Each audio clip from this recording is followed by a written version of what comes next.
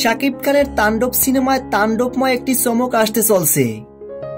কলকাতার জনপ্রিয় অভিনেত্রী কোয়েল মল্লিক এবার তাণ্ডব সিনেমায় যুক্ত হয়েছেন। সম্প্রতি সোশ্যাল মিডিয়ায় এই বিষয়টি বেশ ভাইরাল হয়েছে। এরই মধ্যে শাকিব খানের অন্যতম একজন নায়িকা হতে যাচ্ছেন কোয়েল মল্লিক। মেগাস্টার শাকিব খানের সঙ্গে এ পর্যন্ত কলকাতার অনেক নায়িকাই কাজ করেছেন, তবে এবারই তাণ্ডব সিনেমায় প্রথম কাজ করতে যাচ্ছেন কলকাতার জনপ্রিয় অভিনেত্রী কোয়েল মল্লিক। এর আগে গুঞ্জন উঠেছিল তুফান সিনেমায় কোয়েল মল্লিক থাকবেন, তবে তখন সেটা সম্ভব হয়নি।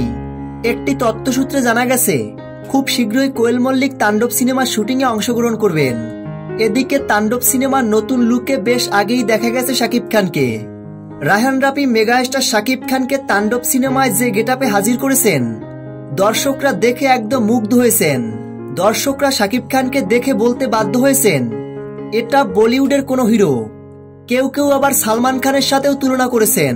তবে সবথেকে চমকের বিষয় হলো এই তাণ্ডব সিনেমায় অনেক নায়কের ক্যামিও থাকবে। অনেক বড় পরিসরে তাণ্ডব সিনেমাটি নির্মাণ করতে যাচ্ছেন পরিচালক রায়হান রাফি।